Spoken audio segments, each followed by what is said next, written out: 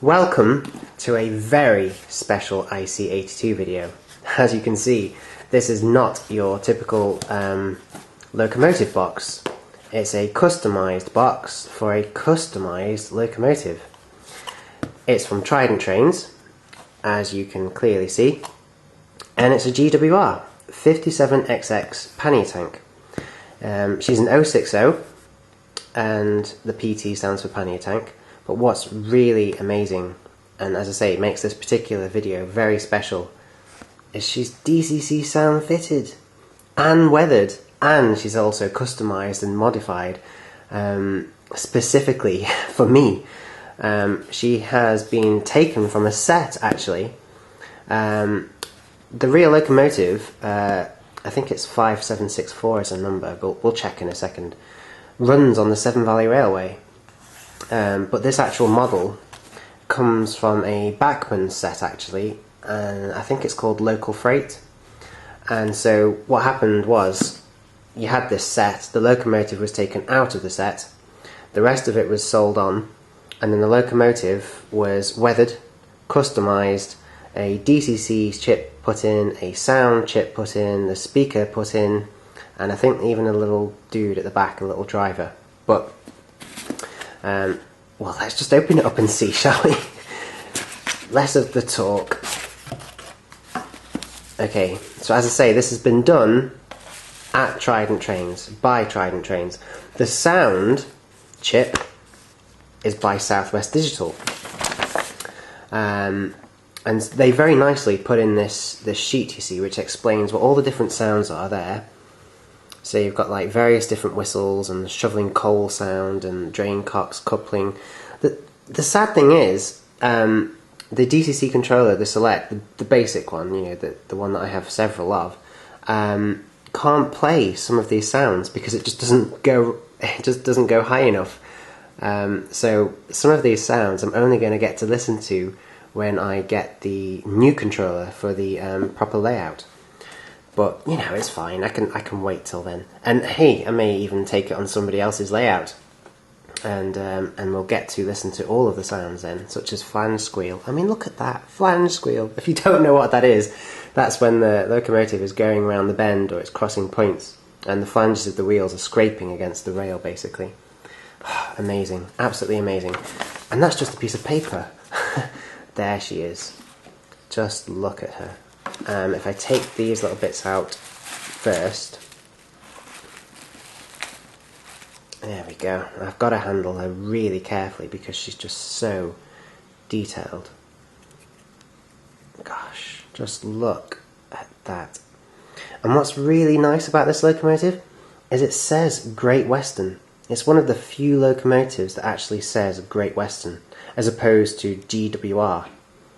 And yep, that's her number. 5764.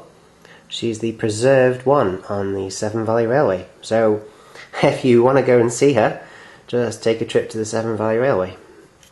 But yes, well, what's amazing about her? For a start, loads of weight, which is really good for traction. She's got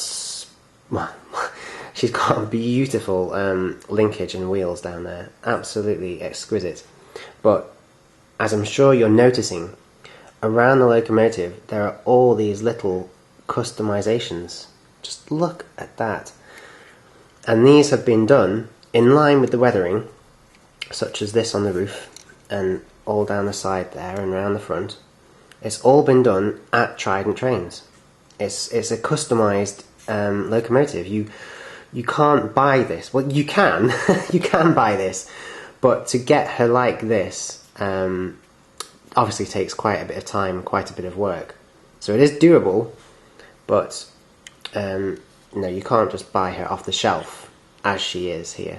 But look, see, there's the little dude at the back, and I think he's supposed to be pulling the whistle, maybe. And you can see the is it the brakes just behind him, or the reverser? I'm not too sure. The regulator will be in there somewhere as well. But if we look on the back, this is real coal. And there's even a little shovel that's been glued onto the top there. And then on the back here we've got some more shovels, a couple of hammers, and a little bucket which is probably full of sand or water in the real thing. Again, just look at the detail, look at the livery, look at the rivets. I'm struggling to say anything because the detail is just so amazing. If you're wondering, yes, the buffers are sprung. They are NEM couplings, so you're free to take, if you don't like these tension locks, even though they are slimline tension locks, if you want to take them out and put in KD couplers or whatever, then you're free to do that, which is really nice. We've got a little lamp on the front there, it's so cute. And it's even possible to get them to light up. They currently don't, but it is possible. If you run some fine wire and you fit tiny little LED bulbs, you can get them to light up. The front doesn't open, I don't think, but I think we can forgive it that, seeing as the detail elsewhere is just so amazing. And as I say, it's not just the detail, it's the weathering. She's been weathered. She's been made to look a little bit old, and a little bit worn, and a little bit used. So she's got character. That's what she's got. And it's beautiful. And isn't it amazing that inside there is a DCC chip and a sound chip and a speaker? I just think that is incredible. But it's true. We're going to have to put her on the track, aren't we? We just are. It's as simple as that. Okay, well here we are at the layout, and you'll notice that we're actually at a different part of the layout today because it's really gloomy. It's really, really depressing today. So I have set the camera up on this part because we've got a nice lamp that we can easily light up this area of track with. So if we just put her on like that, I'm going to just test that she runs okay first without any sounds or anything. So she's actually number 6. She comes obviously programmed as number 3, just as most DCC locomotives do, but I have changed it to 6. So if I just press 6 on the controller, press select, and then just give her a bit of a wiggle. Okay, that's good. Gosh, I mean, I actually turned the controller down well before that, but it took her ages to stop. And then get her going forwards. Oh, just look at that. Slower, go slower, go slower. Oh, wow. I think I went a bit too slow. Yeah, I mean, that's just amazing. Okay, quality mechanism. That's a plus. Right, I'm just going to send her around the track a little bit, and then we'll switch on the sounds.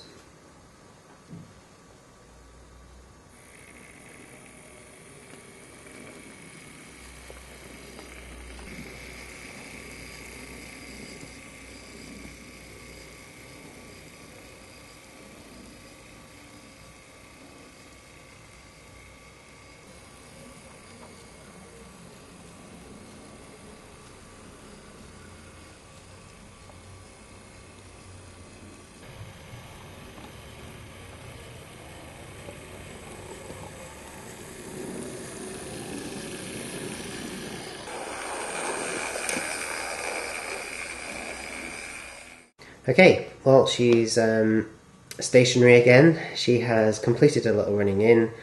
She's running beautifully. I honestly can't fault her.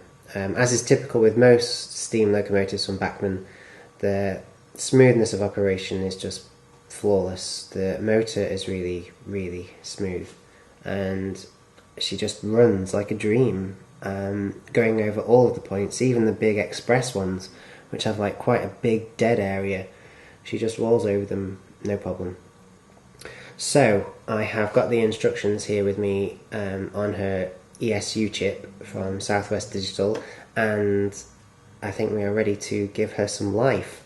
So obviously the default function button is light, but there aren't any lights. So the first one we need to press is function and 1, and that should give her some life.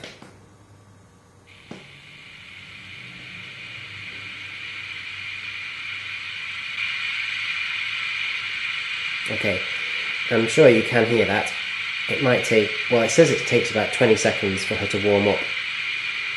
and that's basically her idle setting. So let's just test some of the sounds then, shall we? Let's test the whistles. Okay, so that's a short whistle, and then try a longer one.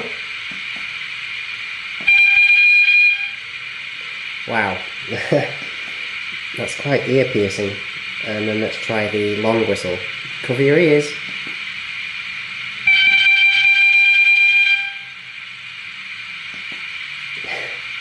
Excellent. Number 5 is apparently shoveling coal. Now it's quite subtle, so I'm not too sure if you'll be able to hear it, but we'll see.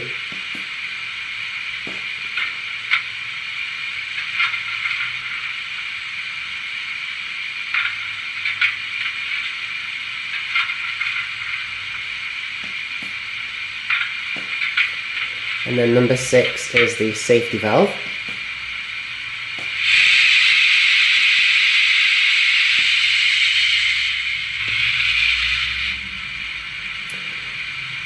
Number 7 are the injectors.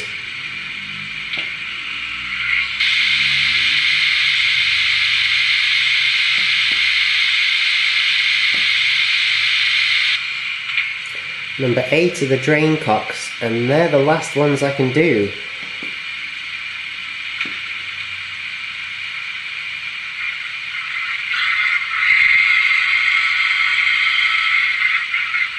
Okay, so she's essentially ready to move off now. I couldn't test the guard's whistle, or the coupling, or the flange squeal, or the shunt mode, or buffer clash, because the Hornby Select controller is not capable of doing that many. You would need a more advanced controller, such as one by Lens or Gauge Master, or even the Hornby Elite. But that will have to wait until the new layout is at a more advanced stage. Okay, I think we're ready to get her rolling. She should give a little whistle just as we start to move. Let's see.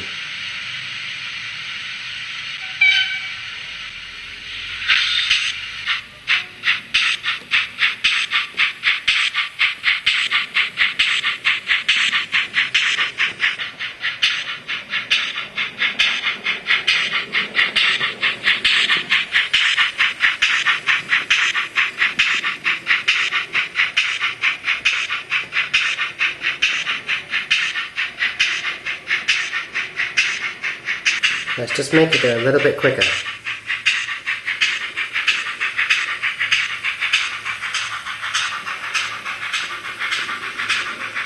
And then ease back on the regulator.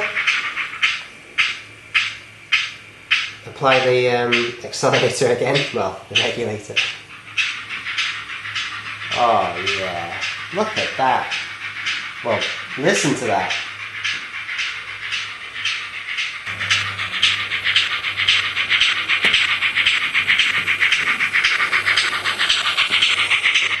Are you ready for the best bit? Seriously, this is the most impressive bit of the whole thing. Just wait.